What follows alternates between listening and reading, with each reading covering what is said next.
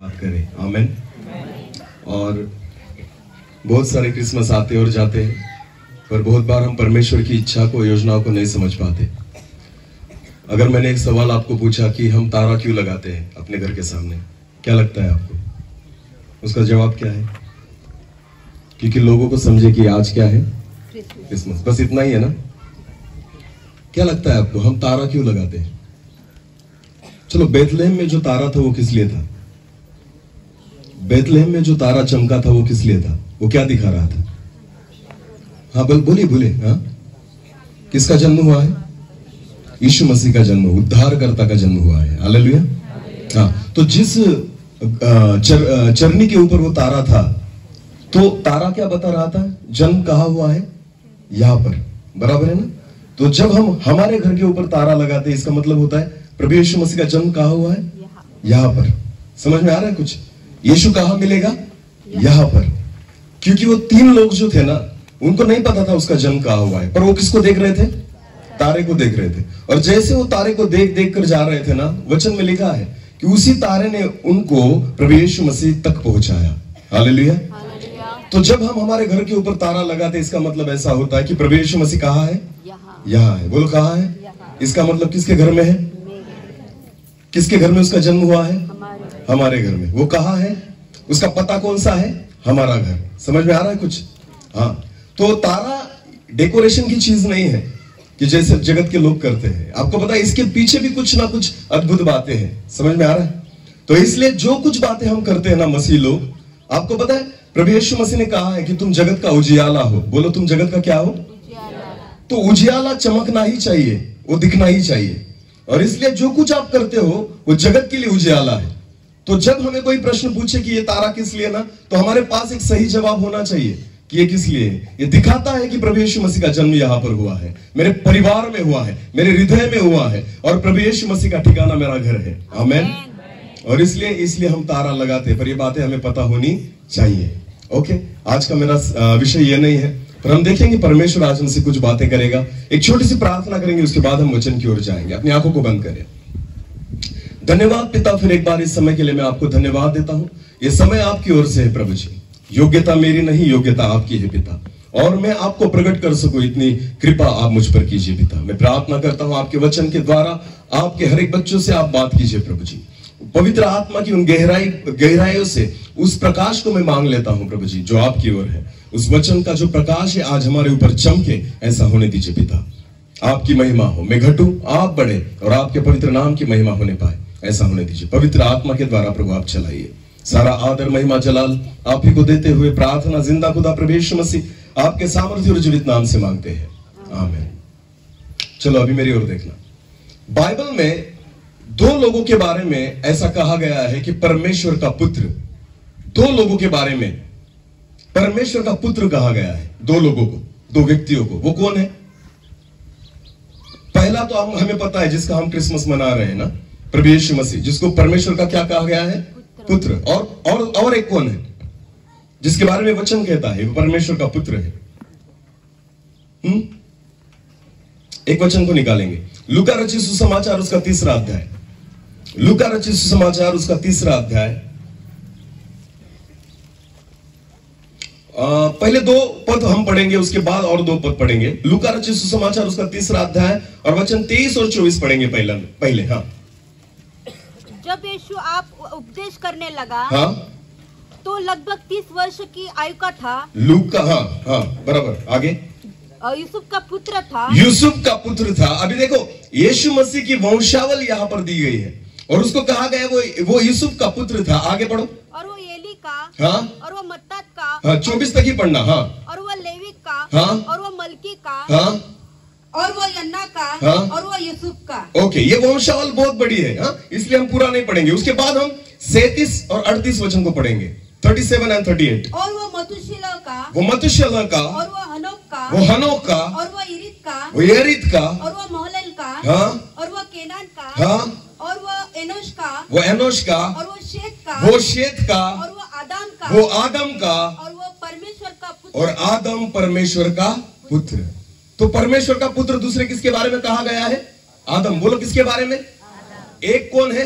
प्रभु यीशु मसीह। और दूसरा कौन है? आदम। आपको पता है दोनों को परमेश्वर का पुत्र कहा गया है, पर फिर भी यूहन्ना रचित सुसमाचार उसका 3रा अध्याय और 16वें पद को जब हम पढ़ते हैं तो क्या पढ़ेंगे? हमें सबको पता है वो वचन क्या है। यूहन्ना रचित सुसमाचार उसका 3रा अध्याय वचन 16 क्या है? परमेश्वर ने जगत से इतना प्रेम किया कि अपने एक लौते पुत्र को दे दिया। बोलो कौन से पुत्र को? एक लौता पुत्र किसको कहा जाता है? उसका कोई भाई नहीं, उसके अलावा कोई पुत्र नहीं।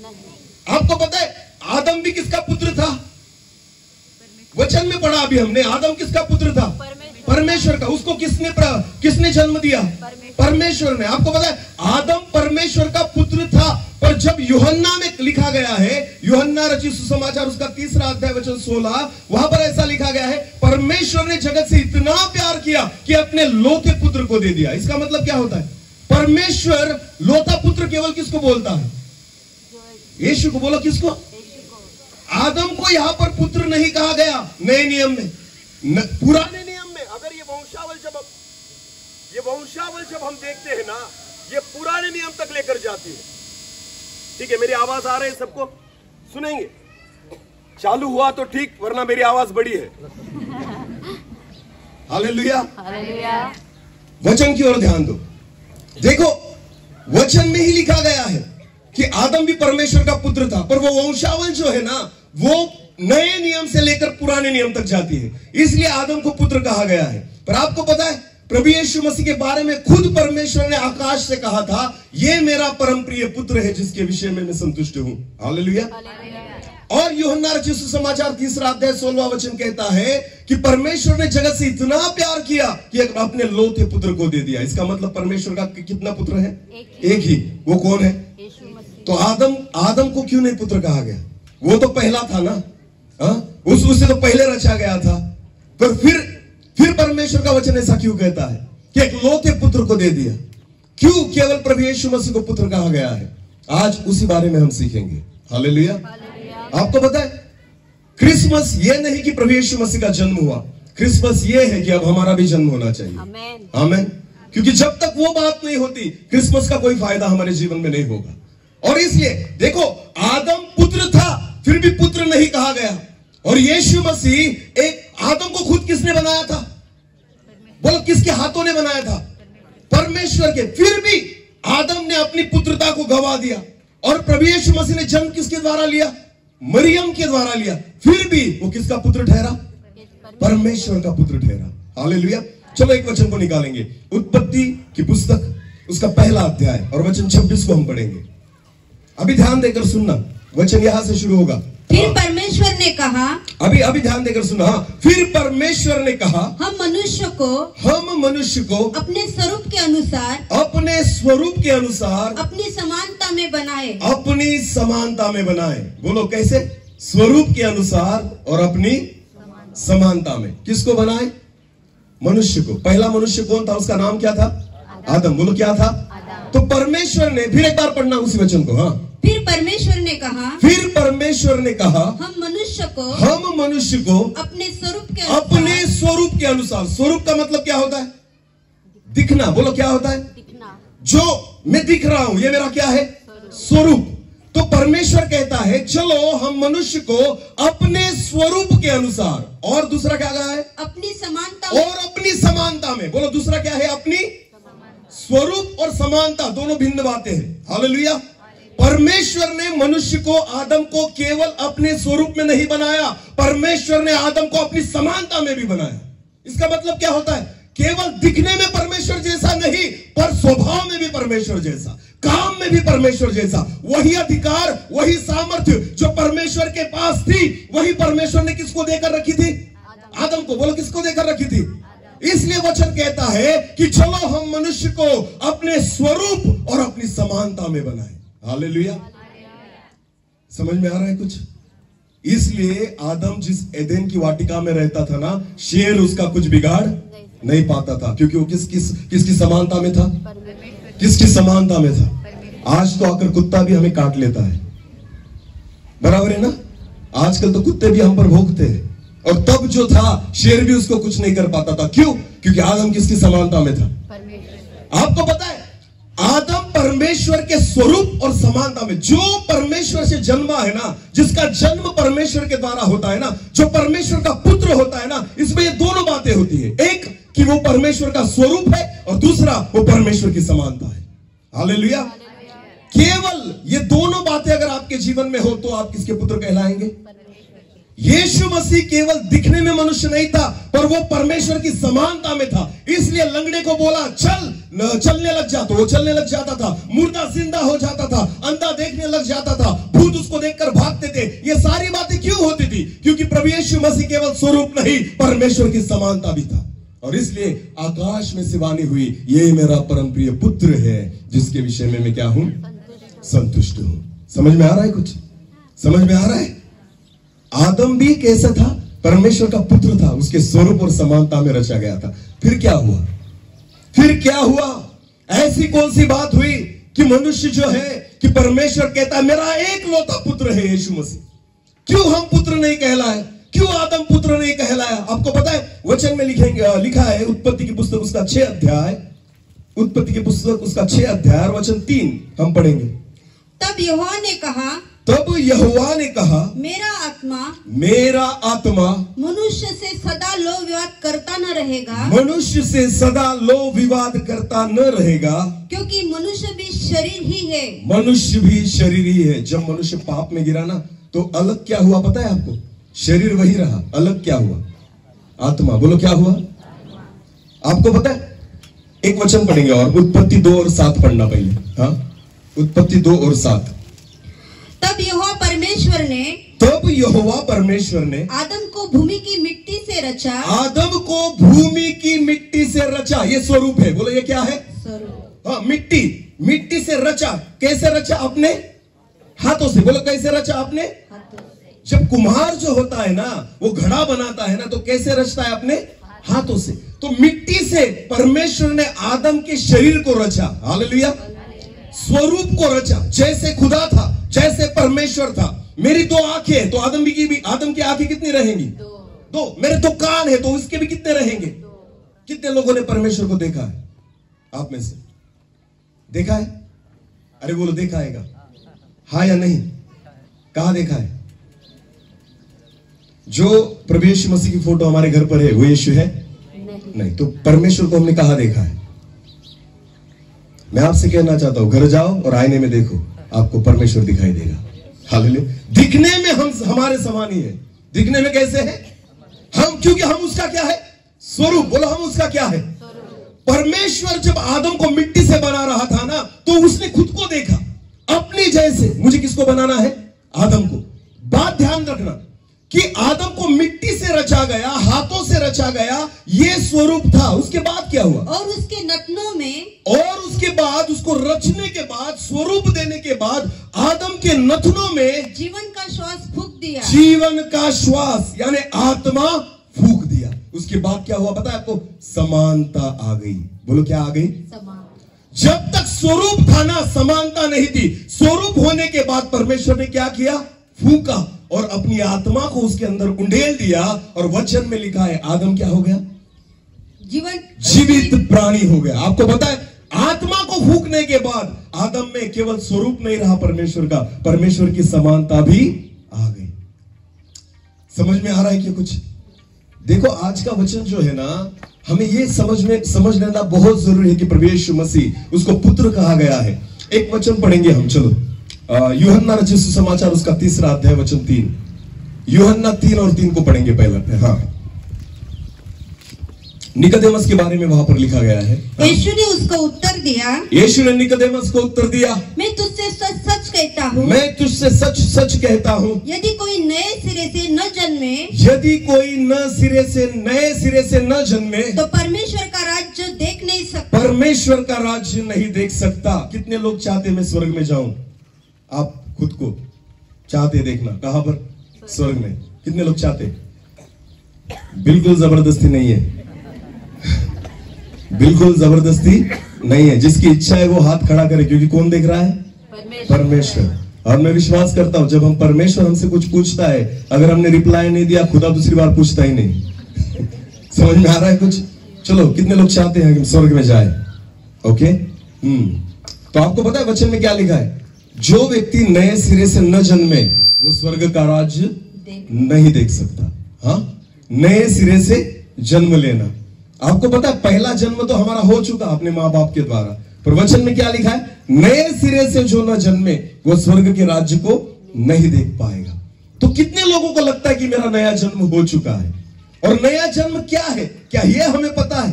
आपको पता है प्रभु यीशु मसीह खुद ये बातें कह रहा है, निकोदेमस, जब तक कोई व्यक्ति नए सिरे से जन्म न ले वो स्वर्ग के राज्य को नहीं देख पाएगा। तो यीशु मसीह का जन्म होने के कारण मैं स्वर्ग नहीं देख पाऊंगा। मेरा जन्म जब होगा ना नया, तब मैं स्वर्ग देख पाऊंगा। हालेलुया। हम खुश क्यों है? क्योंकि किसका जन्मदिन है? यीशु का। बोलो, किसका जन्मदिन है?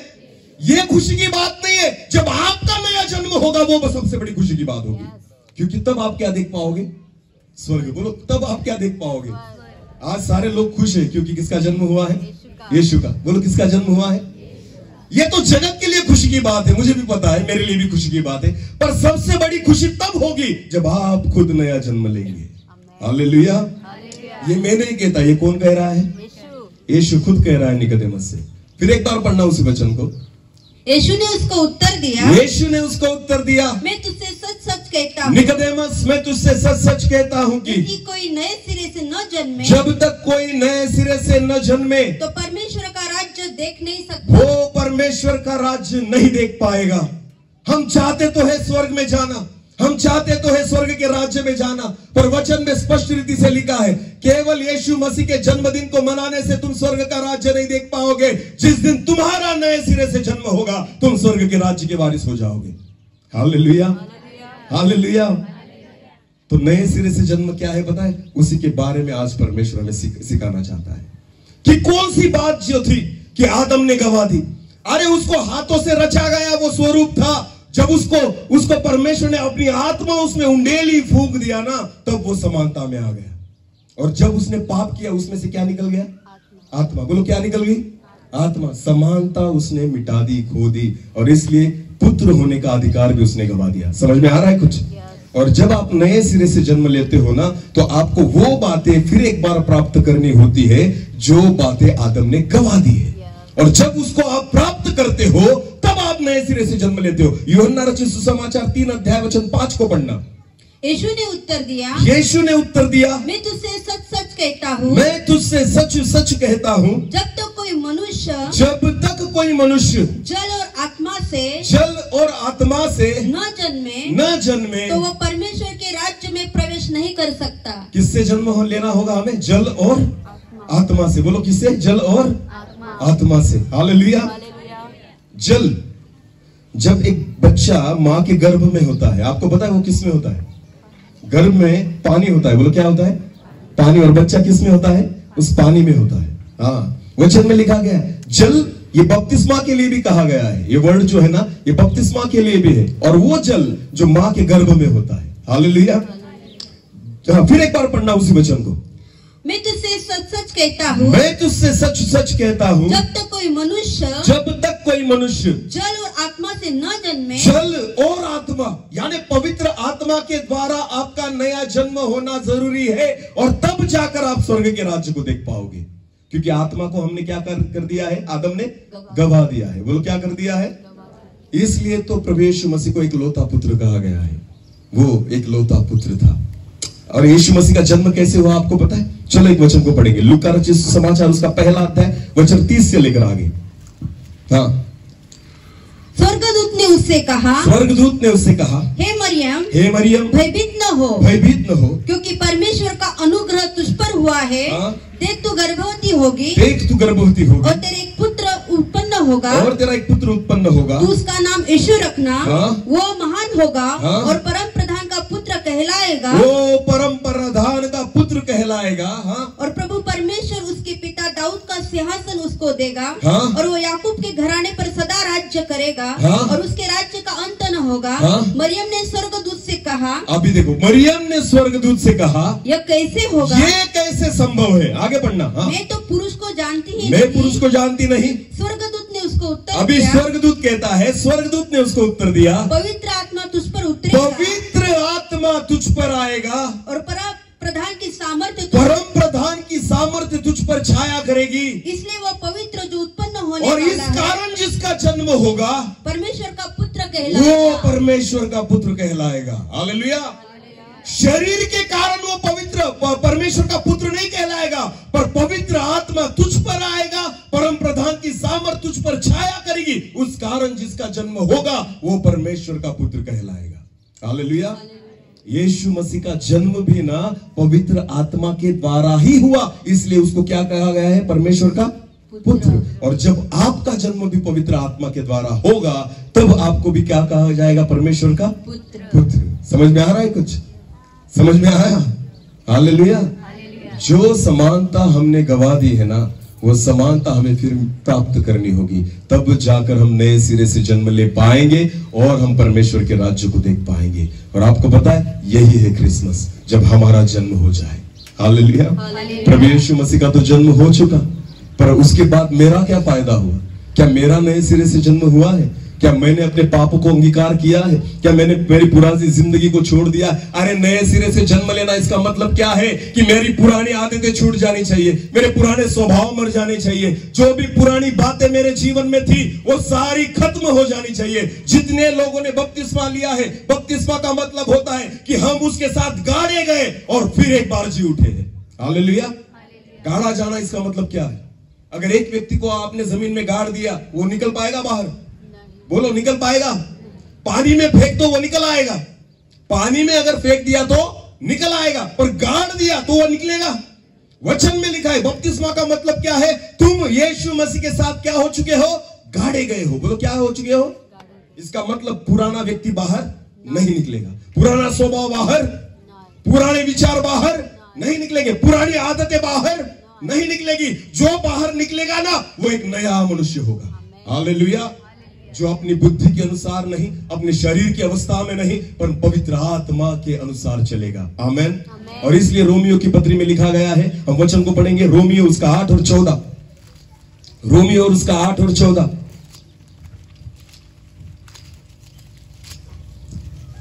इसलिए कि जितने लोग परमेश्वर के आत्मा के चलाए चलते हैं, जितने लोग परमेश्वर के आत्मा के चलाए चलते हैं, वे ही परमेश्वर के पुत्र हैं। वे ही परमेश्वर के पुत्र हैं। आमेन।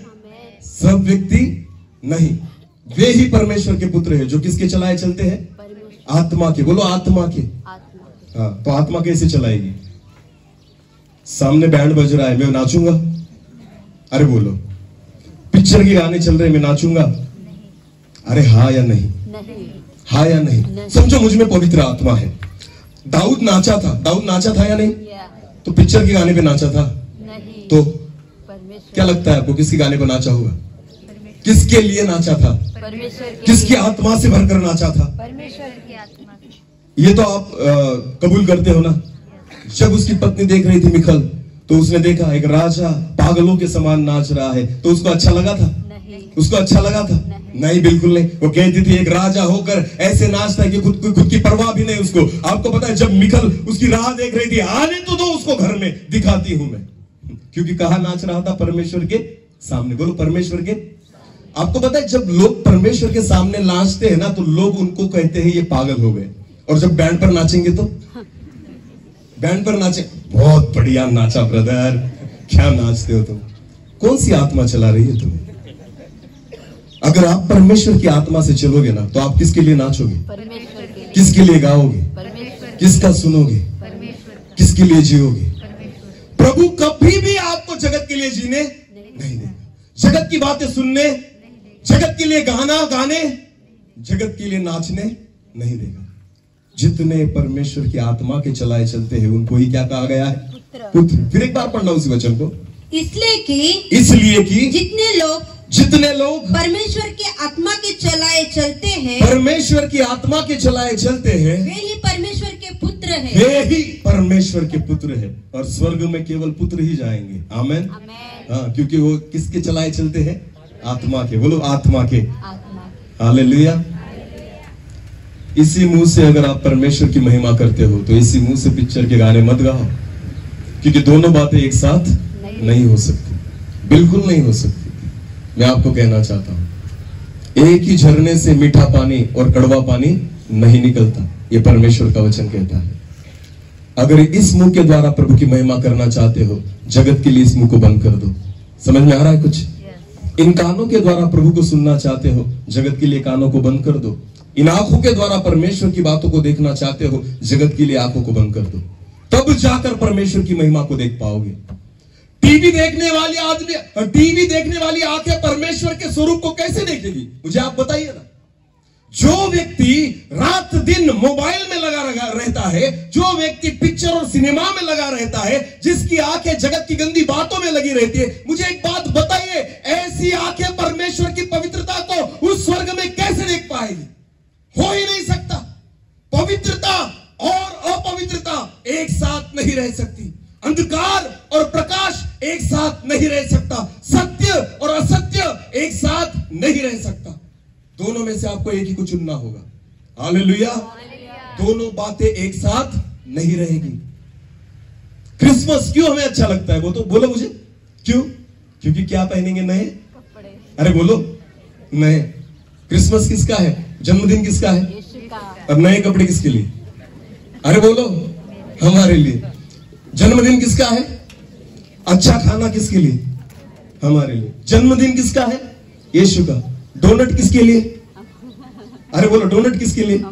हमारे लिए। जन्मदिन किसका है? यीशु का। सारी अच्छी बात है। नाचना गाना किसके लिए? हमारे लिए। उसका कुछ भी नहीं है। आपको पता है सब कुछ किसके लिए है? हमारे लिए।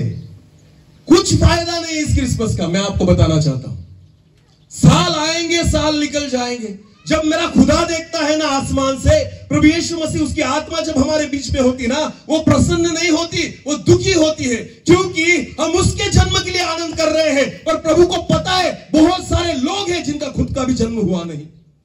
नए सिरे से बहुत लोगों ने अभी तक जन्म लिया नहीं। तो क्या फायदा हुआ प्रभु यीशु मसीह का आपके घर में आकर? क्योंकि अब तक तो मैंने ही नए सिरे से जन्म लिया नहीं। अभी भी मैं जगत की बातों में ही हूं। और हम चाहते हैं, ख्वाब देखते हैं, कहां जाने का? स्वर्ग। बोलो, कहां जाने का? जगत में मैंने एक भी फोटो नहीं देखी अब तक कि जिसके फोटो पर लिखा हो नरकवासी।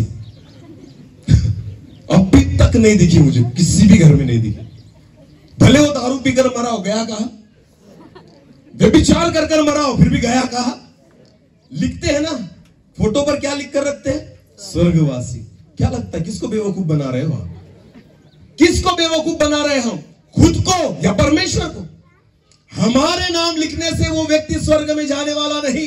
हमारा एड्रेस लिखने से वो स्वर्ग में जाने वाला नहीं। उसके काम उसको स्वर्ग तक पहुंचा सकते हैं। हालेलुया। और ये देह जो है ना, मुझे पाप करने के लिए ही उकसाता है, और उसकी आत्मा जो है ना, उसके अनुसार चलने के लिए उकसाती है। आमीन। आप और मैं अच्छा जीवन नहीं बिता सकते, क्योंकि हमारे डीएनए में आदम के द्वारा आया हुआ पाप है। समझ में आ रहा है कुछ? आदम ने जिस पाप को किया था ना, उसके बाद जितने लोग पैदा हुए वो सारे पापों को लेकर ही आए हैं। इसलिए दाऊद कहता है मनुष्य जो है ना, वो जन्म से क्या है? पापी है। बोलो, क्या है? और इसलिए यीशु मसीह कहता है निकोदेमस को, निकोदेमस, नए सिरे से जन्मे सिवाय तू स्वर्ग के राज्य को नहीं देख पाएगा। तुझे नए सिरे से जन्म लेना होगा। तुझे पुराने मनुष्यत्व को खत्म करना होगा, अपने पुराने स्वभाव को मिटाना होगा, और पवित्र आत्मा के चलाए चलना होगा। आमीन। पवित्र आत्मा में इतनी मिसकंसेप्ट है ना हमारे विश्वासी लोगों में। अभी देखो, मैं खुद मिशन कलीसिया में से हूं, टीम मिशन का मेंबर। अभी भी मेरे परिवार के लोग वहीं पर जाते हैं टीम मिशन में। हाँ, लोगों को लगता है पेंटिकॉस्टल जो मिशन है और टीम मिशन है, ये सब मिसकंसेप्ट से मैं आपको बताना चाहता हूं। पेंटिकॉस्टल लोगों को भी पता नहीं पवित्र आत्मा का काम क्या है। हाथों को हिलाना मतलब पवित्र आत्मा नहीं है। जोर जोर से चिल्लाना इसका मतलब पवित्र आत्मा नहीं है। पवित्र आत्मा आपको बाहर से नहीं हिलाता, पवित्र आत्मा आपके हृदय को हिलाता है। हालेलुया। वो आपके मन को बदलने के लिए आया है, आपके चरित्र को बदलने के लिए आया है, आपके स्वभाव को बदलने के लिए आया है। मैं प्यार नहीं कर सकता, पर पवित्र आत्मा जब मुझ पर आता है ना, वो प्यार करना सिखाता है। मैं क्षमा नहीं कर सकता, पर जब पवित्र आत्मा मुझ में आता है ना, वो क्षमा करना सिखाता है। मैं दया नहीं करता, पर जब पवित्र आत्मा मुझ पर आता है ना, वो दया करना सिखाता है। समझ में आ रहा है कुछ? समझ में आ रहा है? ये है पवित्र आत्मा से लिया हुआ नया जन्म। और जब आप उससे जन्म लोगे, तब जाकर उसके पुत्र कहलाओगे। Hallelujah, hallelujah. जो पौलुस दूसरों को सताता था, जब पवित्र आत्मा से भर गया ना, वो दूसरों को बचाने वाला बन गया। आमेन। समझ में आ रहा है कुछ? पवित्र आत्मा वो है जो आपको अंदरूनी बातों से बदलता है। हालेलुया। आपके स्वभाव को बदलता है, आपके चरित्र को बदलता है, आपके देखने को बदलता है, आपके सुनने को बदलता है, आपकी चाहत बदल जाएगी। आपको पता है, जो मुझे आज तक अच्छा लगता था बिल्कुल अच्छा नहीं लगेगा, और मुझे आत्मिक बातें अच्छी लगने लग जाएगी। समझ लेना आपको कौन चला रहा है? अरे बोलो, कौन चला रहा है? हालेलुया। मैं आपको एक उदाहरण देना चाहता हूं, मेरी ओर देखो। गांव में शादी होती है ना, शादी होती है ना, नहीं? हाँ। तो बैंड, अगर डीजे या बैंड लगाया जाए, पीने वालों को बुलाना पड़ता है या आ जाते हैं? हाँ, पीने वालों को न्योता देना पड़ता है या आ जाते हैं? तो कौन सी आत्मा लेकर आती होगी? पवित्र आत्मा। हाँ, तो दो ही तो आत्माएं हैं, एक तो पवित्र आत्मा या फिर, समझ में आ गया ना? तो उन लोगों को कौन लेकर आता है वहां पर? कौन सी आत्मा? दुष्ट आत्मा। बराबर है ना? तो मुझे एक बात बताइए, वो जो डीजे है, वो जो बैंड है, उसकी आवाज से कौन सी आत्माएं जमा हो रही है? दुष्ट आत्माएं। कौन सी आत्माएं? दुष्ट आत्माएं। अरे चर्च में गीत गाओ, आराधना वर्शिप करो, भूत भागते हैं, आते नहीं। हालेलुया। पर जब बैंड लगाते हो ना, भूत भागते नहीं, भूत इकट्ठा हो जाते हैं। तो कौन सी आत्मा के चलाए चलते हो? ये आप प्रैक्टिकली सोच कर देखो ना ये बातें। हालेलुया। ब्रदर, आप चर्च में आराधना वर्शिप करो, भूत क्या होंगे? भागेंगे। क्योंकि उनको वो बातें बिल्कुल पसंद नहीं, वो भागेंगे। उनको वहां पर नहीं रुका जाएगा। भूतों को भगाने के लिए वर्शिप है। हालेलुया। जब हम आराधना करते, वर्शिप करते हैं ना, तो दुष्ट आत्माएं भागने लग जाती है। और जब आप बैंड लगाते हो ना और डीजे लगाते हो, तो दुष्ट आत्माएं, हाँ, उनके लिए तो गैदरिंग का टाइम है, चलो आओ हम मिड मील बांट कर खाएंगे। मसीही लोगों, मैं भी ऐसा ही व्यक्ति था। मेरे इतने सारे दोस्त थे पिंपल नहर में। जब मैं पाप में जी रहा था ना, हम भी वैसे ही थे। बैंड की आवाज सुनकर नाचने को निकल जाते थे। क्या सुनकर? हाँ, बैंड की आवाज सुनकर हम नाचने को निकल जाते थे, क्योंकि आत्मा ही वही थी हमारे बीच में। समझ में आ रहा है कुछ? आज भी मेरे वो दोस्त है, वो कहते हैं, यार तू इतना कैसे बदल गया? मैं नहीं बदला, उसने बदला है। हालेलुया। तू सच में सुधर गया। मैं नहीं सुधर सकता था। उसकी आत्मा जब आती है ना, वो आपको सुधार देती है। आमेन। आपकी जो आज तक मुझे अच्छा लगता था, अभी नहीं लगता। आपको पता है कितने दिन, बहुत दिन निकल जाते हैं। मैं टीवी पर न्यूज भी नहीं देख पाता। उतना भी टाइम नहीं मिलता कि मैं न्यूज देखूं। बिल्कुल नहीं। सीरियल और मूवीज वगैरह तो मैंने कब का छोड़ दिया है। मैं न्यूज भी नहीं देख पाता बहुत दिनों तक अपने टीवी पर। शायद कुछ अलग बात घट जाए तो मुझे पता भी नहीं चलेगा। भारत में किसी ने बताया तो पता चलेगा, क्योंकि न्यूज देखने के लिए भी टाइम नहीं है। हालेलुया। और हम लगे पड़े हैं तारक मेहता का, रात दिन लगे पड़े हैं तारक मेहता का। अरे उसका चश्मा तो उल्टा है, तुम्हारा तो सीधा करो। हालेलुया। उसके उल्टे चश्मे में तुम क्यों जा रहे हो? तुम खुद के चश्मे को सीधा करो। अरे देखो, क्योंकि ये सारी बातें, अगर गलत बातें देखोगे तो खुदा को नहीं देख पाओगे। हालेलुया। समझ में आ रहा है कुछ? क्योंकि परमेश्वर कैसा है? पवित्र। बोलो कैसा है? पवित्र। स्वर्ग में क्यों जाना चाहते हो? अगर मैंने सवाल आपसे पूछा तो क्या जवाब होगा? स्वर्ग में मुझे क्यों जाना है? हाँ बोलो, कोई जवाब दो, 1 2 3 4 कुछ भी। हाँ, सुखी होना है। बहुत बढ़िया जवाब, एक्सपेक्टेड था मुझे। हाँ, सुखी होना है। और कोई? चलो मेरी ओर देखो ना, पंखे को बाद में देखना। हाँ, चलो, सुखी होना है। एक सवाल का जवाब आया यहां पर। हाँ, मुझे स्वर्ग में क्यों जाना है? और कुछ बहनों में से, भाइयों में से? Brother please. हाँ, उसकी आराधना करने के लिए। और वो सुंदर जगह है। हाँ, वो सुंदर जगह है। और स्वर्ग के बारे में बहुत सुनकर रखा है हमने ना। आमेन। हालेलुया। ब्रदर ने बहुत बढ़िया जवाब। परमेश्वर वहां पर है, इसलिए मुझे स्वर्ग में जाना है। आमेन। वो स्वर्ग ही नहीं जहां परमेश्वर नहीं है। स्वर्ग इसलिए है कि वहां पर कौन है? परमेश्वर है। तो पहली बात तो ये सुन लीजिए आप, स्वर्ग सुंदर है, सोने के महल है, सोने के रास्ते है, ये सारी बातें ठीक है, पर आपको वहां जाने के बाद पहले कौन नजर आएगा? पहले कौन नजर आएगा? अगर उसको देखना है ना तो आपकी आंखें पवित्र होनी चाहिए। आमेन। जगत की बातों को, जगत की गंदगियों को अपनी आंखों से, अपने मन से निकाल दो, वरना उस खुदा को नहीं देख पाओगे। इसलिए प्रभु यीशु मसीह निकोदेमस से कहता है, निकोदेमस, नए सिरे से जन्म लेना होगा, तब जाकर तू परमेश्वर के राज्य को देख पाएगा। Hallelujah, hallelujah. आदम को जब परमेश्वर ने बनाया, मिट्टी से रचा, मैंने आपको बताया था ना 7 वचन में, कैसे रचा? मिट्टी से। रचने के बाद क्या किया परमेश्वर ने? उसके नथनों में श्वास को फूका। बोलो फूका। और फूका और आत्मा कहां निकल गई? आदम के अंदर। बोलो किसके अंदर? आदम के अंदर। आमेन। फूका ना। चलो एक वचन को पढ़ेंगे, यूहन्ना रचित सुसमाचार 20 अध्याय, यूहन्ना 20 और 22 को पढ़ेंगे। यूहन्ना 20 और वचन 22। यह कहकर उसने, प्रभु यीशु मसीह ने, देखो अपने चेले वहां पर बैठे हैं, यह कहकर उसने उन पर फूका। यीशु मसीह ने उन पर क्या किया? फूका।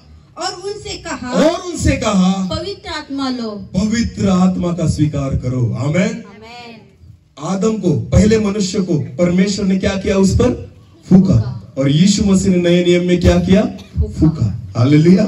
सेम प्रोसीजर है जन्म लेने के लिए। आमेन। जिस समानता को तुमने गवा दिया था ना, यीशु मसीह ने फिर एक बार फूका। आमेन।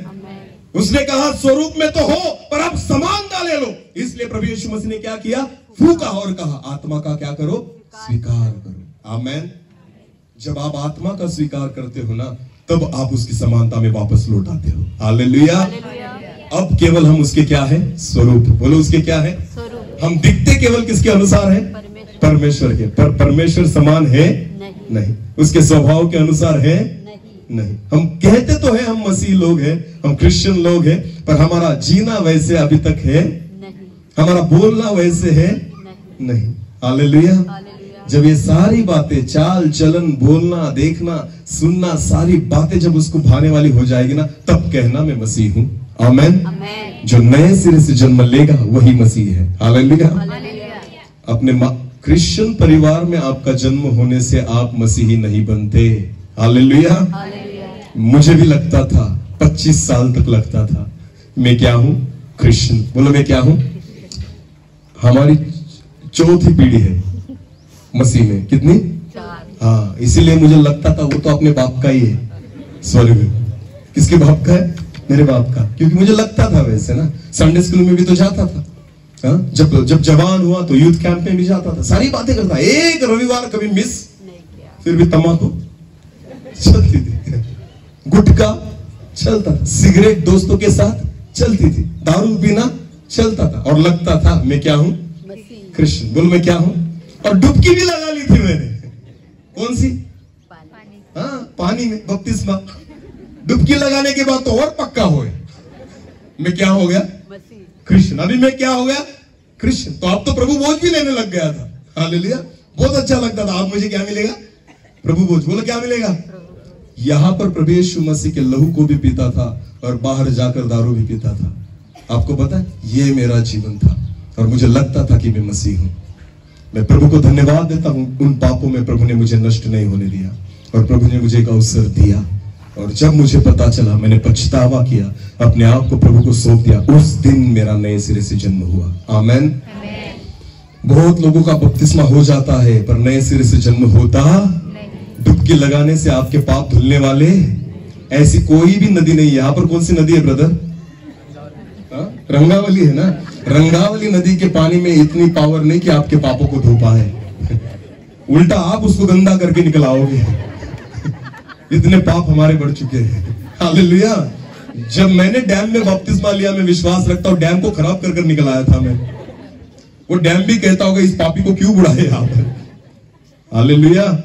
कुछ नहीं फर्क पड़ता।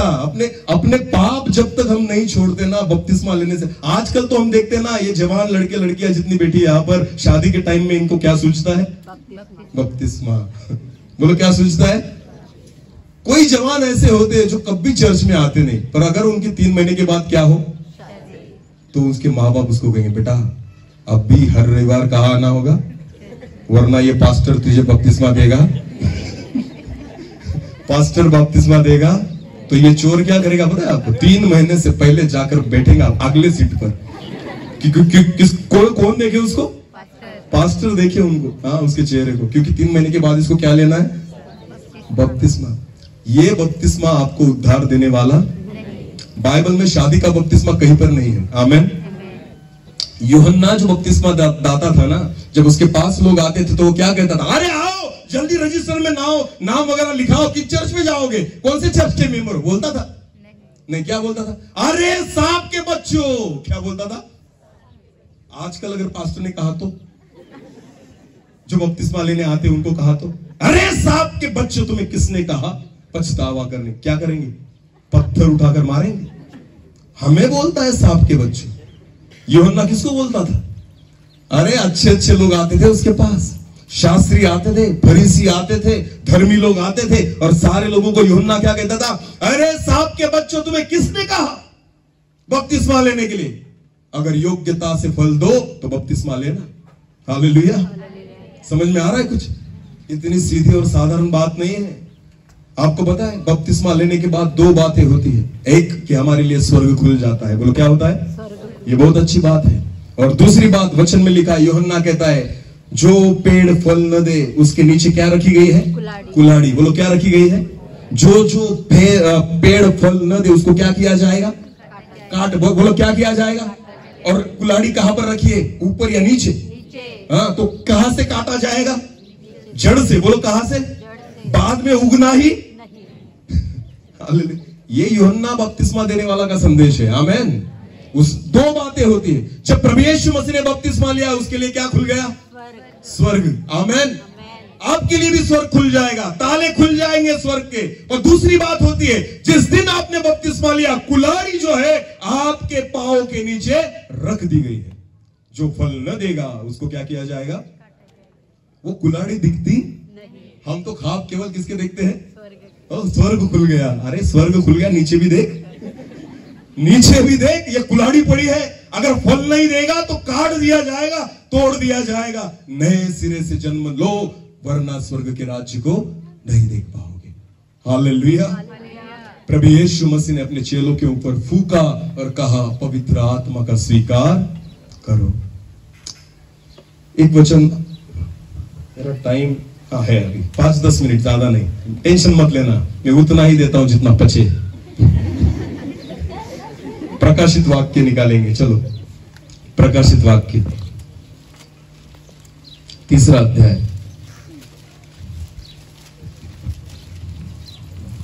प्रकाशित वाक्य उसका 3रा अध्याय वचन 20 को हम पढ़ेंगे। देख मैं द्वार पर खड़ा हुआ। देखो प्रकाशित वाक्य में यूहन्ना को प्रभु यीशु मसीह कहता, देख मैं द्वार पर खड़ा हुआ, खटखटाता हूँ। यदि कोई मेरा शब्द सुनकर द्वार खोलेगा तो मैं उसके पास भीतर आकर उसके साथ भोजन करूंगा और वो मेरे साथ भोजन करेगा। बराबर है ना? तो ये वचन मसीह लोगों के लिए है या अविश्वासी लोगों के लिए? हाँ, कौन से? मसीह। क्योंकि कलीसिया को लिखा गया है ना। ये किसको लिखा गया है? जो 7 कलीसिया है उसमें से एक कलीसिया को लिखा गया है। बराबर है ना? तो ये मसीह लोगों के लिए है ना। हाँ, तो क्या कहता है प्रभु यीशु मसीह? फिर एक बार, देख मैं द्वार पर खड़ा हुआ। मैं द्वार पर खड़ा हूं। प्रभु यीशु मसीह कहता है मैं कहां पर खड़ा हूं? द्वार पर खड़ा हूं। आगे, खटखटाता हूं। यदि कोई मेरा शब्द सुनकर द्वार खोलेगा तो मैं उसके पास भीतर आऊंगा। आपको पता है यीशु मसीह पर तो हमने विश्वास रख लिया, फिर कौन द्वार पर खड़ा है? कि जो खटखटा रहा है पर अंदर लेते ही नहीं।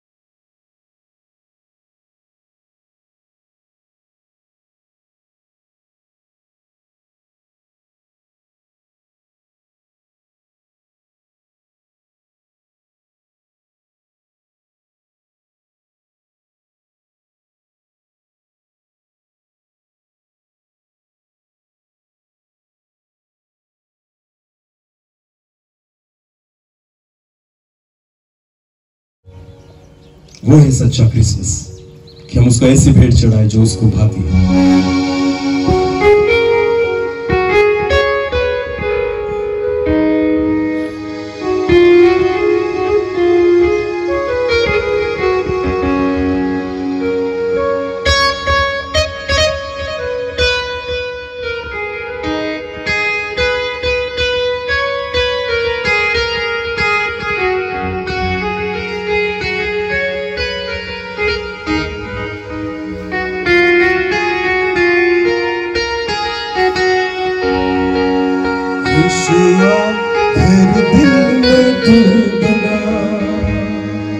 दिल मेरा सुना तेरे बिना,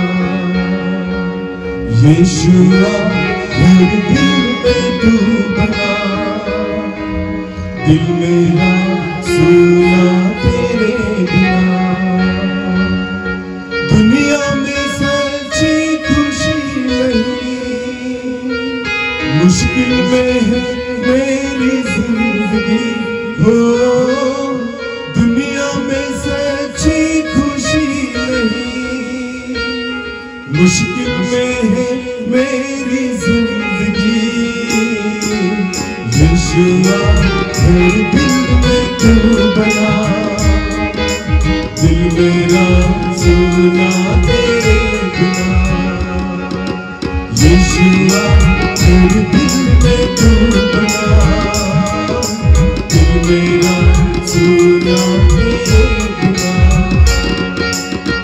बेचैन दिल की पुकार है, तुम बिन ये जीवन लाचार है। बेचैन दिल की पुकार है, तुम बिन ये जीवन लाचार है। तुझ में प्रभु मुझको आस है, तुझ में तो प्यार ही प्यार है। ओ तुझ में प्रभु मुझको आस है, तुझ में तो प्यार ही प्यार है। तुम बिन भलाई मेरी नहीं, प्रभु तेरे जैसा कोई नहीं। तुम बिन भलाई मेरी नहीं, प्रभु तेरे जैसा कोई नहीं। यीशुआ हर दिल में तू बना, दिल मेरा सुना तेरे बिना। यीशुआ हर दिल में तू बना, दिल मेरा सुना तेरे।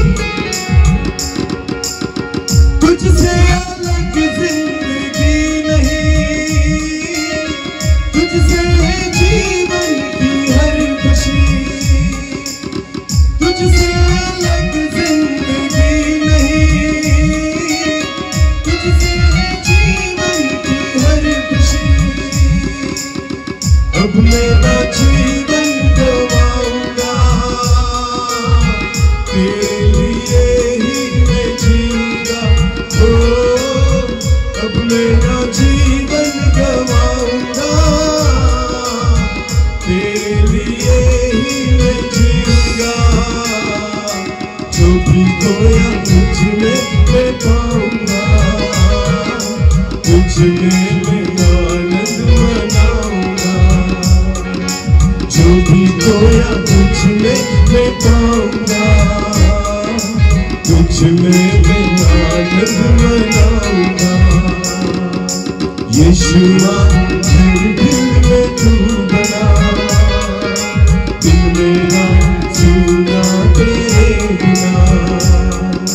यीशुआ हर दिल में तू बना, दिल मेरा सुना तेरे बिना। दिल मेरा सुना तेरे बिना। धन्यवाद प्रभु जी, आज हमारे हृदय को हम खोलते हैं पिता, क्योंकि प्रकाशित वाक्य 3 और 20 में लिखा है, देख मैं द्वार पर खड़ा हुआ खटखटाता हूं, जो कोई मेरी आवाज को सुने और अपने द्वार को खोले, मैं उसके साथ भीतर जाकर भोजन करूंगा और वो मेरे साथ भोजन करेगा। प्रभु जी, आज हमारे हृदय को हम खोलें और आपकी आत्मा का हम स्वीकार करें, ताकि हम आपकी संतान कहलाए। ऐसा होने दीजिए प्रभु। आज इस क्रिसमस के अवसर पर 2024 साल पहले प्रभु यीशु मसीह का जन्म हुआ, पर आज 2024 साल के बाद हमारा नए सिरे से जन्म हो, ऐसा होने दीजिए प्रभु। जिन लोगों ने आज वचन को सुना है, केवल सुनने वाले नहीं वरन वचन के अनुसार हम चलने वाले बने, ऐसा होने दीजिए। सारा आदर महिमा जलाल आप ही को देते हुए प्रार्थना जिंदा खुदा प्रभु यीशु मसीह आपके सामर्थ्य और जीवित नाम से मांगते हैं। बोलो आमीन।